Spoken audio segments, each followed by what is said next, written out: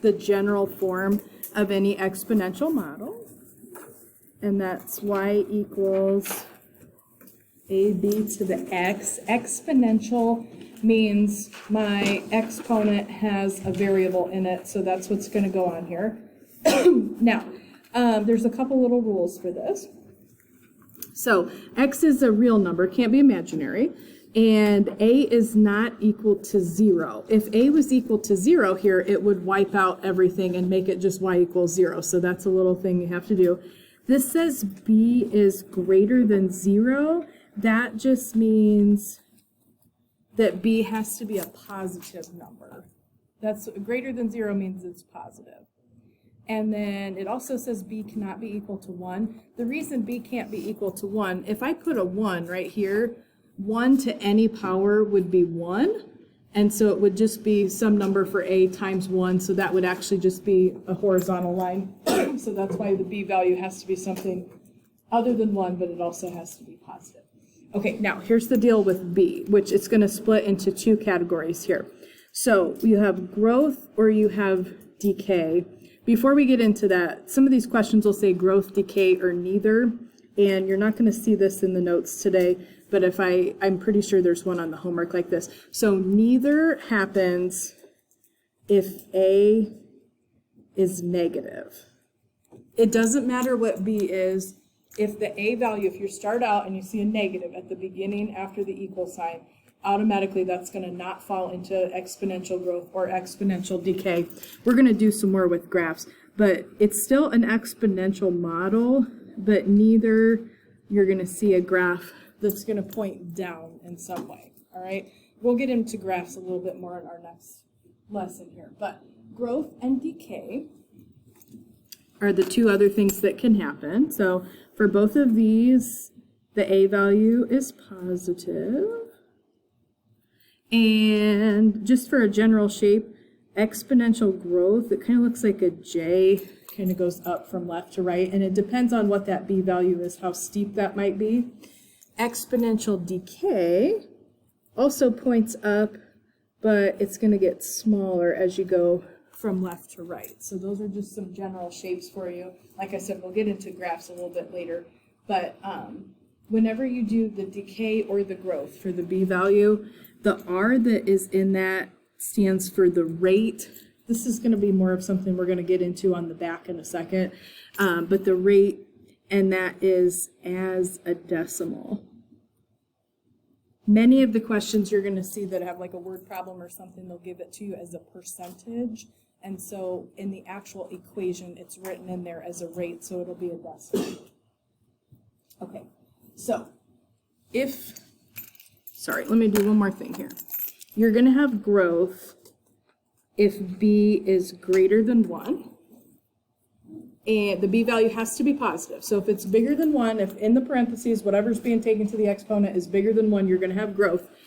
If the B value is between 0 and 1, so like a half or a third or something like that, anything between 0 and 1, that's actually going to be decay. So we're just going to give a couple questions in example 1. None of these fall into the neither category because every single one has a positive A value. So each one of these is either growth or decay. So you just have to look at the B value, which is whatever's being taken to the power there. And if it's bigger than 1, you'd tell me growth. If it's smaller than 1 but bigger than 0, you'd tell me decay. And then I'll explain here how to find the percentage of growth or decay. So what do you think? I got 100 equals 0.78 to the x, growth or decay? Decay, right? All right. So now you can formally set up a little equation to figure this out. If you have decay, then the B value is 1 minus the rate. So in this situation, the B value in the equation is 0.78. So 1 minus my rate there, and I can actually solve this little equation. So if I subtracted 1 from both sides, I'm going to get a negative, but that's okay. It'd be negative 0.22 equals the negative version of my rate. So the negatives on either side would cancel out. So 0.22 would be the rate of decay. Does anybody know what 0.22 would be as a percentage? 22%. If it needs a percent, like it says, state the percentage of growth or decay. If you need a percentage, just take your rate and multiply it by 100. Oh, sorry, I just scooched that. Multiply it by 100. So this is 22% decay. That would be the percentage. Now, I don't usually like write out a little formula for it, but you can. What I usually do is I just look at the B value and I look at that like, okay, I got a 78% on the test. How much did I take away? And then I just figure out I lost 22%. That's kind of how I do it. So you don't have to formally write a little equation, but if that helps you, you are more than welcome to do it. But basically, the percentage of decay is going to be whatever it is between that number and 1 to get up to 1. All right, so if I look at 16 times 1/2 to the x, would you tell me growth or decay? This has to be decay. Does anybody know what the percentage would be just looking at it? 50, this is 50%. And if you're like, what the heck, where did that come from? So again, you could do like, this is 1 minus the rate if you have decay. If you subtract 1, you get negative 0.5 equals the negative version of your rate. So 0.5 would be your rate, and then multiply that by 100, that gives you the 50%. What about the last one? Is that growth or decay if I have 4 times 1.3 to the x? This is growth. Does anybody know, just looking at that, what percentage it is? Yes, 30%. For sure. Okay, now if you're like, what the heck, where did he come up with that? Now, if you're working with growth, the growth is a situation where B is 1 plus the rate. So decay is 1 minus the rate, growth is 1 plus the rate. So here I have 1.3 equals 1 plus my rate. So I could just subtract 1 real quick. 0.3 would be my rate. And then again, if you just take that, multiply it by 100, that'll give it to you as a percentage. So 0.3 would be a 30% growth. Does anybody have any question? Okay. Now, this is going to be a situation where I'm going to ask you to write an equation in that form, y equals ab to the x. If I give you 2 points, that would fall into the category of being on this equation. So we're going to write an exponential model given 2 points. Okay, first thing I would tell you, you want to pick the point with the bigger x value to set this up. That'll make more sense in 1 second. What we're going to do is we have 2 unknown variables. We don't know A, we don't know B. But if they give us points, which they will have to for us to write the model here, we have values that we can specifically plug in for x and y. Whichever point has the bigger x value, I would tell you write that one first because it's going to make the problem easier to do. Okay, so out of 2 and 4, 4 is the bigger x value, right? So I'm going to start with this point. And I'm literally just using this y equals ab to the x. In for x, I'm going to put the x coordinate of the point. In for y, we'll put the y coordinate of the point. And then we're going to end up having a and b be variables there. So y is 1/3, ab. When that's the case, the x value is 4. So I'm literally just ab to the x, just plugging in the y coordinate for y, x coordinate for x. Then I'm going to repeat that process for the other point. So that one's 2, 3. So the y coordinate's 3, and then ab squared. And I know it doesn't look typical to you, but this is actually a system of equations. So I have 2 unknown variables, a and b, and so I have 2 equations, so we can solve this. Now, this is a teeny tiny bit different than probably equations you're used to solving, like substitution, elimination.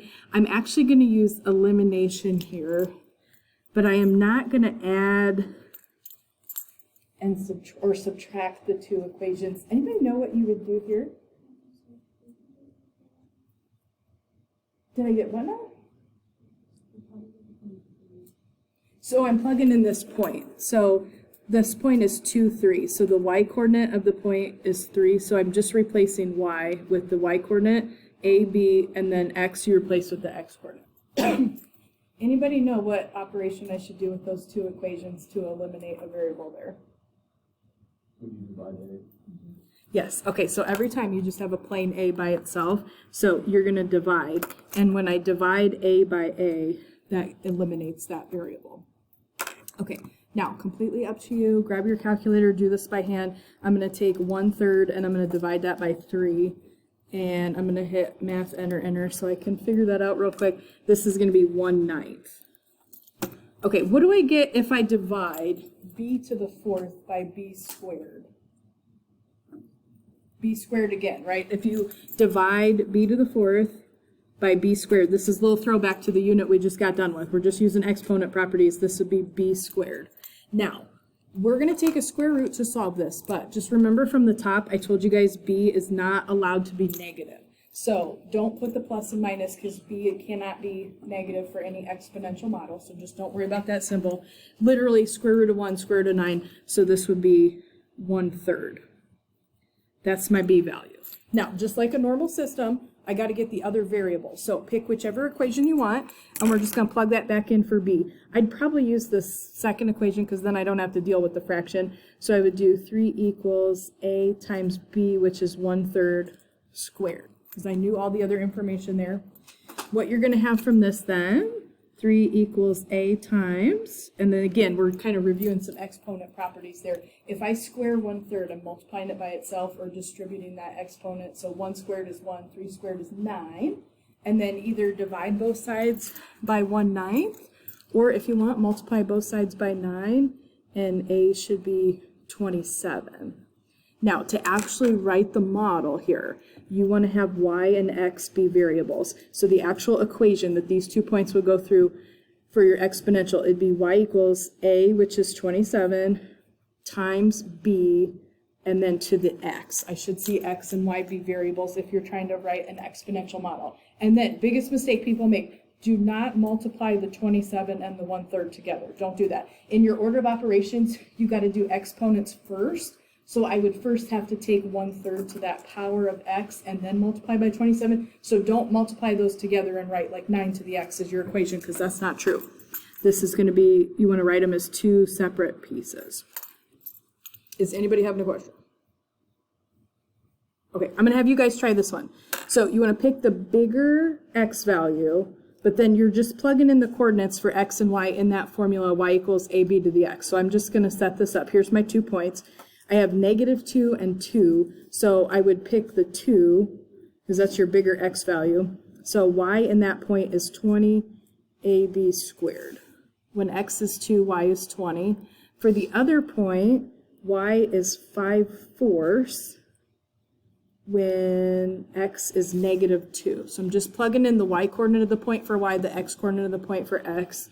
And every time here, you just want to divide the top line by the bottom line. And then that'll always cancel the a's out. So see if you guys go through there real quick. See if you can figure out what the a and b values should be. You probably want a calculator if you don't already have one now.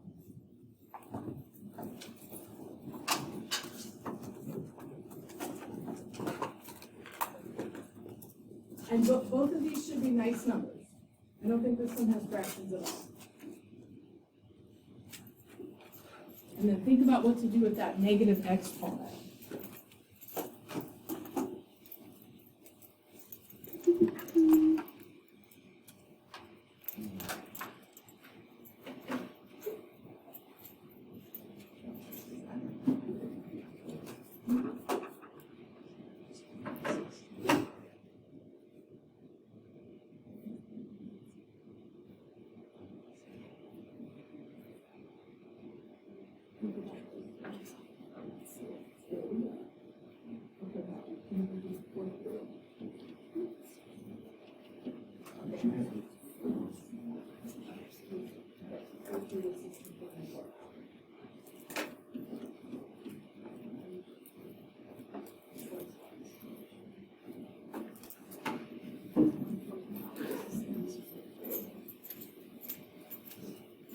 Guys, maybe, let me just say this to you real quick. If you divide it, you should get 16, and then this should be b to the 4th. If I do b squared divided by b to the -2, that -2 moves up, and you actually add that to the 2 there. So let me just show you something real quick. You can do a 4th root on your calculator. Miss Grody never does that because it's more buttons to push. All right, so I am going to take a 4th root of both sides what I always do, like even when I do a square root, I do the 1/2 power. So if I'm doing a 4th root, I do 16 to the 1/4, or you could do 0.25, whatever's easier.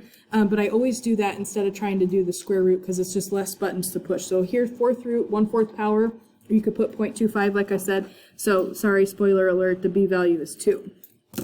Did anybody get the A value? Okay, so again, like just real quick at the top, you don't want to put the plus and minus because the only reason for that is anytime you have an exponential model, the B can only be positive. So like in a normal equation, for sure, we would put plus and minus, but since we're talking about an exponential, you just don't need to do that there. You just want the positive of whatever you have. So normally even root, you do plus minus, not for exponential because the B value has to be positive. Really good question. What did we get for A? 5. Perfect. Okay, A should be 5. So then my actual answer, it's 5, so A times B, which is 2 to the X. Again, don't multiply the 5 and the 2 together. The only thing being taken to the exponent is 2. Our order of operations, you got to do exponents before you do the multiplication. So just keep those two numbers separated. Okay, anybody have any questions? Okay, now, same problem. Same question. Can you write me an exponential model, but instead of me giving you 2 points, it's going to give you a graph. Okay, how would I do this differently? Or what would you do here? If you have a graph, instead of me just saying, here's 2 points, what would you do with the graph? We could find the intercepts. It's not going to have an x-intercept, though. That's the only thing. We have a y-intercept. What were you thinking? Yeah, you can pick any 2 points, but it's literally the same process, just pick 2 points. Okay, now let me ask you this question. Am I going to pick 2 and then 1/16?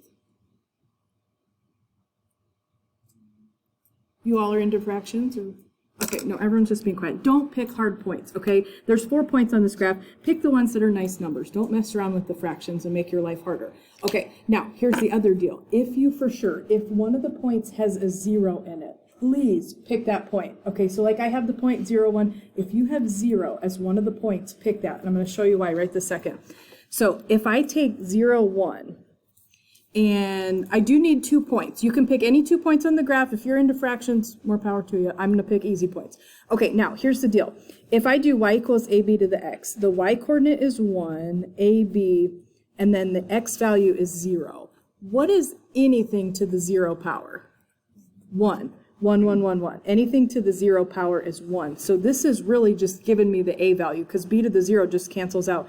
So a is just 1, and then I don't even have to solve a system here. You do need to use another point, though, to figure out the b value, because if I plug 1 back in for a and I have what I started with here, that's not going to give me the b value. Okay, so just pick any other point on the graph. Like I said, if you're into fractions, go for it. I'm going to use the -1, 4, and I know a is 1. So what I would do, 4 is my y coordinate there, a is 1, and then this would be b, which is what we're trying to figure out. And then if y coordinate is 4, x coordinate is -1, what I would maybe do just real quick there, b to the -1 is the same thing as 1 over b. Now, this is slightly annoying. If it's me, I would just since my variable's in the bottom, I would just turn it into a proportion. Then I can just cross multiply, and I get 4b equals 1, divide by 4, and b is 1/4. Now, here's what I'm going to write down. My equation, y equals ab to the x. If a is 1, you're not going to see that written in the actual formula. They'll just write it like this, like it'd be 1/4 to the x. It's implied there. If you don't have a 1 in front of that, it's implied that it's there. So if you don't have 2 separate numbers, that just means the a value is 1. Okay, let's just do one more real quick. Again, if you have a graph, it's the same process we just did. Just grab yourself 2 points. You know, I'm going to maybe judge you slightly if you use the 4, 7, 68. So I would pick just pick 2 nice points. If you have one that's a 0, for sure, bless you, use that. So if I have the point 0, 3, and I do y equals ab to the x, I have 3 equals ab to the 0. Anything to the 0 power is 1. So then I just straight up have my a value right there. You do have to use one of the other points on the graph. You can pick any one that you want. I'm going to use the 112. And I'm going to just do that process again. Y equals A, which is 3, times b to the x. If y is 12, then b is 1. B to the first power is just b. So I just have to divide by the 3 real quick. And then b would be 4. Once you have those two things, a and b, you can write your equation. Y equals, now here a is 3, b is 4, so 3 times 4 to the x, and you would not multiply the 3 and 4 together because only the 4 is being taken to that exponent, and then we would multiply it by 3 after the fact. Is anybody having a question about the graphs of the points right in an exponential model? Okay, now on the back. Don't be intimidated by word problems, I promise. They're actually way faster than everything we just did on the front. All right, so in your general form, I'm just going to write it up here. Y equals AB to the x. That's what we're using again here. These are all exponential models. A is going to just be the initial amount for each of these problems. So this one says population of a city is 180,000 people. So that's the number of people that I'm starting with. That's going to be my A value. Okay, now it says it's decreasing at a rate of 5% every year. Most of these questions give you, this is the rate, but they give it to you as a percentage, and I need it as a decimal if I'm going to apply the growth or decay factor, the little 1 plus the rate, 1 minus the rate. Do you guys know what 5% would be as a decimal? 0.05, yes. And if you're like, what the heck? Okay, if you ever have a percentage and you want a rate, just take the number, divide it by 100. And that'll give you the decimal version of that. Okay, so any percent, divide by 100, that'll give you the rate. Now, is decreasing going to be growth or decay? Decay, right? The price is going, or the number of people is going down. So we're going to do 1 minus the rate. So this is going to be 1 minus 0.05, which would be 0.95. So basically the city's going to hold on to 95%. Okay, now let me just show you one thing real quick. So if I have 180,000 people, right, and if I just multiplied that by 0.05, that would give me, what is that, 9,000. So I'm going to take away 9,000 people. Instead of me taking 180 minus 9,000, figuring out that value, if you do that 180,000 times 0.95, what it does is it takes your population and does that subtraction for you.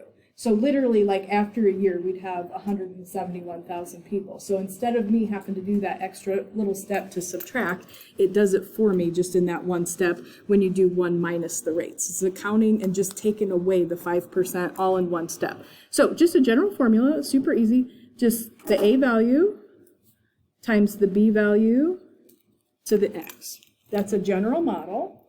And then most of these questions are going to say, okay, what is the population going to be after, so many years or whatever. So just in general for these formulas, X is going to be time. For this problem, it says, what is the population of the city after 6 years? So I'm just going to grab my calculator and plug this in. So into my model, I'm just going to put in 6. So I'm going to have 180,000 times 0.95 to the 6th power. And since we're talking about people here, let's round to the nearest whole number because we don't want to have part of a person. So this is about 132,317 people, excuse me, after 6 years. Does anybody have a question? Okay, so that is decay because the population is going down. All right, now this one underneath says a house is purchased for 155K. All right, so I buy my house here, 155,000. That's going to be my A value, and it is appreciating in value, 3.5% every year. What is appreciating going to be growth or decay? Growth, right? Because I'm gaining value in my house. Okay, now as this is 1 plus your rate then, if you have growth. So this is 1 plus 0.035. 3.5% as a decimal would be 0.035. If you add that to 1, this would be 1.035. Now, let me just show you this just again real quick. And I don't think this is as nice of a number. So if I buy my house for $155,000, and if I were to just multiply that by 0.035 with 3%, basically what that means is I would add about $5,425 to my house. When I multiply this though, by that 1.035, the one accounts for what you already have and then adds that 5,000 on for you, is what it's doing. Oh, fail at life. I missed a zero. No. There we go. Sorry, my fault. I missed a zero on that. But if you just take that, that's going to take that 155,000 and just automatically add that 5,425 on for you. So that's why you do 1 plus the rate. It just takes that instead of having to do that extra step of adding it on. The one accounts for what you already have and then adds the 3.5% for you. All right, so my general model would be my initial amount that we paid for the house, 1.035, and then exponent here is going to be x again. And it says, what is the house worth after 10 years? So that just means we want to plug in 10 for x. If I told you what's the house worth after 15 years, you could plug in 15 and just figure these out for any value of x for any number of years. I'm going to make sure I type the right number of zeros here. Okay, now this one's talking about money. So when I figure this out, I'm going to go 2 decimal places to the nearest hundredth. All right, so $218,642 and about 81 cents. It's a pretty decent increase in 10 years. Does anybody have any questions? Okay, one more, but this one is worded a little bit differently. So this one says I have an investment, and it says it's worth $56,578 after 5 years. So this is not like I invested this much money. This is saying after 8 years, this is what the investment is worth. Okay, so what this is trying to tell you here, you actually know after 8 years what the Y value would be. And X is the time, so that's 8 years. And it says the growth factor. All right, so this literally says the word growth factor. So it's not 1 plus the rate. There's no percentage here. It's literally just growth factor means they are telling you the B value. If it said decay factor, they are telling you the B value. So the B value here, I'm just going to copy that down, is 1.15. It says find the original value that was invested. So I don't know the initial amount here. That's what we're trying to backwards figure out. So I'm just going to set this up just a tiny bit differently. I know that this investment is worth $56,578, so that's going in for Y. I don't know what the initial investment was. I know that the growth factor is 1.15, and that investment total is after 8 years. If my growth factor is 1.15, does anybody know what the percentage of increase would be? What was it? Yeah, exactly. This would be a 15% increase is what's going on. So this number is going to be a lot smaller because I am investing this and it's going to turn out to be that amount. So my number should be smaller here when I do it. Okay, now all you have to do, you're just going to take that 56,578. I'm going to see if I can scooch this up so I can get on the screen. 56,578, and I'm going to divide that by that 1.15 to the 8th power. If you type it in right like that, the calculator will do the exponent first. You don't have to worry about that. And then it will do the division second. So the calculator follows your order of operations. So this means my investment was, again, I'm going to go 2 decimal places since we're talking about money, $18,495 and about 45 cents. So it's just a little bit different wording. So we're working backwards, but it's the same equation. And then last thing we're going to do real quick, you guys, if anybody's in chemistry, you've probably heard of this, but the half-life is just kind of a special case of an exponential, but it has a little bit tiny different formula. So it's still in the format of y equals ab to the x, but if you have a half-life, that's the amount of time it takes for whatever substance you have to be cut in half, to decay a half. So if you're working with a half-life problem, you have 50% decay, so your decay factor for any half-life problem should just be 0.5. You shouldn't have to figure anything out there. The other thing that's just slightly different is the exponent. So it is a fraction, it's x over whatever the half-life is. So it's just slightly different, but it's very similar to a general exponential. It's just I know the b value, and then the exponent, instead of being a plain x, it's x over the half-life. Okay, so this one says hospital prepares a 50 milligram supply. So that's going to be my initial amount of technetium 99, and a lot of the times these substances will have weird names with numbers in them, but the number doesn't belong anywhere in the equation, so that's, the 99 is just part of the name there. And it says it has a half-life of 6 hours. Okay, so my half-life is 6 hours here, and then it just says write a general formula to represent the decay here. So my amount that I would have would be y is my initial amount times 1/2, and then the exponent's a fraction, it's x over the half-life. Specifically for this substance, it tells me it's 6 hours. Okay, now I'm just going to make a little note here. Most of the questions will not be weird, but sometimes they have different units. X has to be the same units as your half-life. So if your half-life is in hours, your x value has to be in hours that you would plug in. Or if your half-life is in days, your x value has to be in days. So that has to be consistent when you plug it in. All right, so then I just have 3 different, like figure out how much of the substance would be left. So let me just ask you these questions real quick, because I think a couple of these you can figure out without using the formula. All right, so my half-life is 60 hours. I have 50 milligrams. How much would be left after 6 hours if I'm doing the half-life and the half-life is 6 hours? 25. You're close. You're close. 25. Okay, now let me show you why using the formula. This would be 25 milligrams because a half-life will cut it in half. If I start with 50, half of that is 25. Okay, here's the deal. If you actually do the formula, 0.5, your exponent would be 6 over 6. So 6 hours, my half-life is 6 hours. That would mean my exponent would simplify there to be 1, so I would do 1 half-life, so I would cut it in half 1 time. That's why that exponent's a little bit more complicated than a general exponential. Okay, anybody know what it would be after 12 hours? 12.5, for sure. This would be 12.5.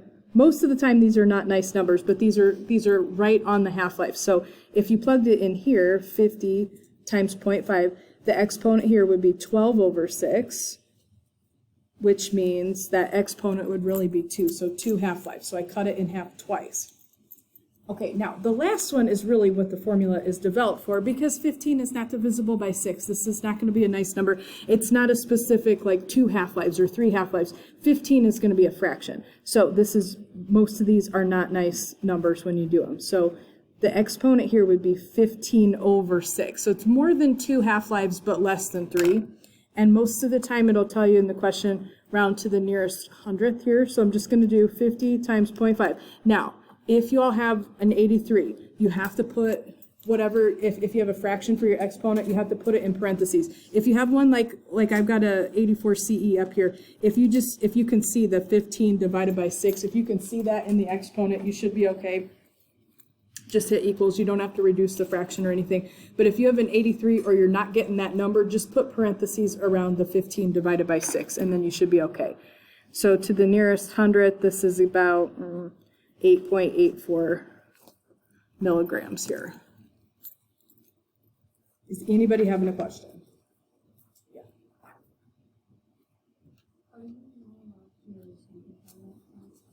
You can, yeah. So you could divide, you don't have to, the calculator will do it for you. But like 15 divided by 6, both divisible by 3, would be 5 over 2. So you'd get the same answer. So if I do 0.5 to the 5 over 2 power, I get the same exact thing. But the calculator will do it either way. You don't have to simplify the fraction if you just want to save yourself a little time. Did you put parentheses around it? The 15, okay, so you're going to have to do 0.5, and then when you do your exponent, just put parentheses around the 15 divided by 6. You're good. If you guys can't see if you have a scientific or if you have an 83, you just got to put parentheses around your exponent. Okay, now my last one is really just to kind of back up to what I told you guys right above here. This says I-123 used in thyroid scans has a half-life of 13.2 hours. and write an exponential decay function if we have 360 milligrams. So 360 is going to be my A. So if we're working with half-life, my initial amount here is 360. Half-life, the B value is always a half. Okay, now, my exponent for half-life is x over your half-life. Here it is 13.2. And then it says how much is left after 3 days. Why am I making a big deal about this question here? Exactly. These have to be the same units. So if your half-life is in hours and they say, hey, 3 days, if you plug in 3 here, it's going to be wrong. All right, you got to, how would I convert days to hours? 24 times 3. Good. Okay, 24 hours in a day. If you don't know that, write that down. Okay, so 24 times 3. So you have to make, so they're the same units. Most of the questions, that's not going to be a problem. This particular one, that's why I'm pointing this out to you. So you're going to make x be 72 when you do this problem. All right, so I'm going to do 360.5, and then just do a little caret button for my exponent, and then I'm going to do, and it just, if you need to, put parentheses, just do, this will be 72 divided by the half-life, which is 13.2. And it should be, I'm just going to go 2 decimal places here, 8.21 milligrams that would be left. And if anybody's not getting that, if you need help with your calculator,